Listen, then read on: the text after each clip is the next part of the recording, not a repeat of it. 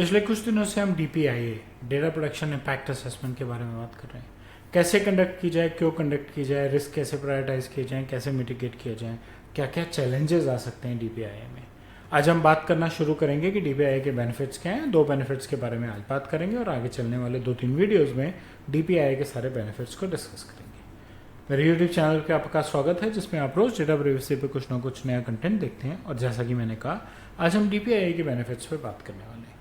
पहली बात, DPIA क्या है? Data protection impact assessment. मैं चाहता हूँ कि मेरी कंपनी जो किसी का पर्सनल डेटा प्रोसेस करती है, उन प्रोसेसेस को मैं एक बार रीचेक कर लूँ।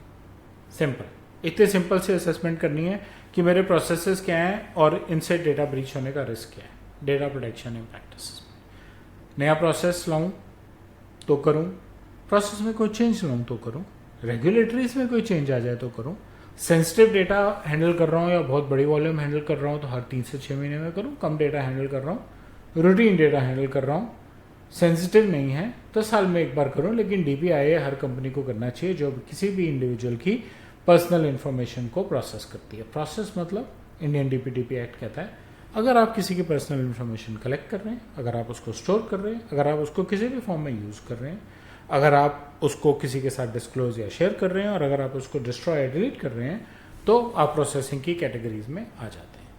ठीक, सिंपल। अब पहला बेनिफिट, आप रिस्क आइडेंटिफाई कर सकते हैं। आप आइडेंटिफाई कर सकते हैं कि आपका कलेक्शन मेथड क्या है।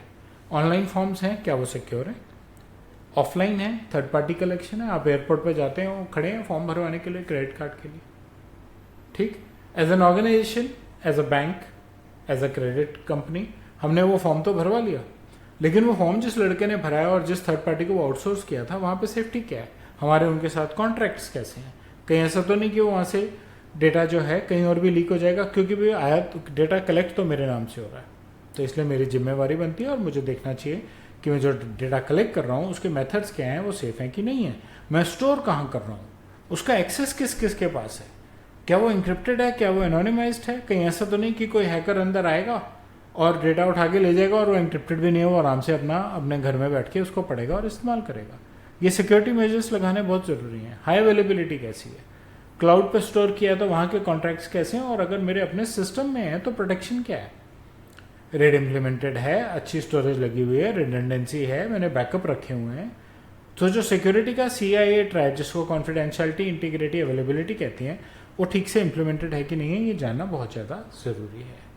उसके अलावा प्रोसेसिंग मेथड्स क्या हैं, मेरी कंपनी में हैं तो मेरे कौन कौन से एम्प्लॉयज़ को कौन कौन से सेट ऑफ प्रोसेसर्स को एक्सेस है उस डेटा का।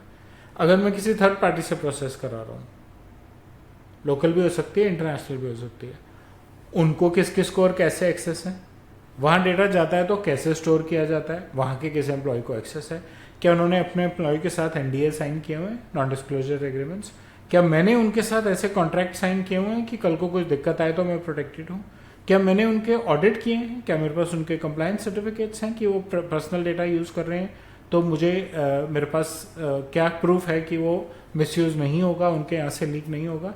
ये सब इवेल्युएट करने से आपको ये बेनिफिट मिलेगा कि जो डेटा आपके नाम से कलेक्ट किया गया है वो ठीक से हैंडल हो रहा है, क्योंकि अगर वो ब्रीच होगा, फाइनेंशियल पेनल्टी एक चीज़ है, लॉस ऑफ रेपुटेशन बहुत बड़ी चीज़ है। शेयरिंग मेथड्स क्या है, किसी ने डेटा मांगा, अभी हमने कई बार देखा है ये, इनफैक्ट प्रिवेसी के एग्जाम में क्वेश्चन भी आता है, किसी ने डेटा मांगा एक्सेल शीट में, आपने एक्सेल शीट उठाई और मेल कर दी, मेल करते हुए ध्यान नहीं दिया कि सिमिलर नेम्स की 2 ईमेल आईडीज थे और आपने गलत ईमेल आईडी पे भेज दिया, आपने अपने सारे एम्प्लॉयज़ की बैंकिंग इन्फॉर्मेशन मेल कर दी। ऐसा भी हो सकता है कि आप सैलरी ट्रांसफर कर रहे हैं और बैंक को शीट भेज रहे थे, भेज दी किसी और को। तो आपके डेटा शेयरिंग मेथड्स क्या हैं, वो इंक्रिप्टेड क्यों नहीं थी शीट, पासवर्ड प्रोटेक्टेड क्यों नहीं थी, कि अगर गलत जगह चली गई है तो खुलेगी नहीं। इंपॉर्टेंट है, ये चीज़ें ध्यान देनी जरूरी है। शेयर ही क्यों कर रहे हैं आप, क्या प्रोसेसर ही आउटसाइड है या कोई एक पोर्शन, जैसे मैंने कहा कि भाई सैलरी ट्रांसफर करने के लिए भेज दिया, मेरे एम्प्लॉयज़ की डिटेल है, सैलरी ट्रांसफर करने के लिए बैंक को भेजता हूँ, मेरे पास NDA है, मैं सेफ हूँ, बैंक मुझे कहता है भेज दीजिए, मैं कहीं गलत शेयर नहीं करूंगा, बैंक के कॉन्ट्रैक्ट में लिखा हुआ, मैं सेफ हूँ। लेकिन अगर वो एक्सेल शीट गलती से सिमिलर ईमेल आईडी की किसी और को चली गई तो सेफ्टी खत्म। तो इससे अच्छा तो मुझे उसको एन्क्रिप्टेड और पासवर्ड प्रोटेक्टेड रखना चाहिए था। शेयरिंग हमेशा सिक्योर होनी चाहिए, एंक्रिप्टेड, और अगर लार्ज स्केल शेयरिंग हो, बैंक का एग्जांपल अगर आपको छोटा लग रहा है तो एनोनिमाइज्ड होनी चाहिए, जहां आप रेगुलर प्रोसेसिंग कर रहे हैं, आप डेटा शेयर क्रॉस बॉर्डर कर रहे हैं, आपके देश में प्रोसेस ही नहीं हो रहा, किसी और देश में प्रोसेस हो रहा है। क्रॉस बॉर्डर डेटा ट्रांसफर के हर कंट्री में रूल्स हैं, मेरे चैनल पे वीडियोस भी हैं, ठीक। लेकिन उससे ज़्यादा इंपॉर्टेंट क्या है, डेटा इंक्रिप्टेड होना चाहिए, एनोनिमाइज्ड होना चाहिए, और डेटा सेफ और सिक्योर होना चाहिए। आपने डेटा कलेक्ट किया कब तक के लिए? तो बैंक का एग्जांपल तो बड़ा सिंपल है, जब तक आप मेरे यहाँ अकाउंट चला रहे हो मेरे पास डेटा रहेगा। आप घर बदलते हो मुझे आके बता दो, आपका फ़ोन नंबर चेंज होता है मुझे आके बता दो। लेकिन जो अदरवाइज प्रोसेसिंग है, जैसे मार्केटिंग एक्टिविटी, मास मेलिंग करनी है, पर लेकिन मेलिंग खत्म होने के बाद मेल आईडीज मेरे पास कब तक रहेंगे? बिजनेस के साथ बैठना पड़ेगा, देखना पड़ेगा कि अगर मेरे पास है और मैंने किसी थर्ड पार्टी मार्केटिंग एजेंसी को भी इस्तेमाल किया है तो क्या रिस्क है ना। अगर आपने ये सारे रिस्क डीपीआई के थ्रू आइडेंटिफाई कर लिए और मिटिगेशन प्रोसेस बना लिए तो आपकी कंप्लायंस बहुत इंप्रूव कर जाएगी। रेगुलेटर जब आपके पास आएगा आप ऑलरेडी रेडी हो, आप उसको दिखा सकते हो जी ये मेरे प्रोसेसेस हैं, ऐसे हैंडल करता हूँ, ये मुझे रिस्क नज़र आया, ये मैंने ऐसे ठीक किया।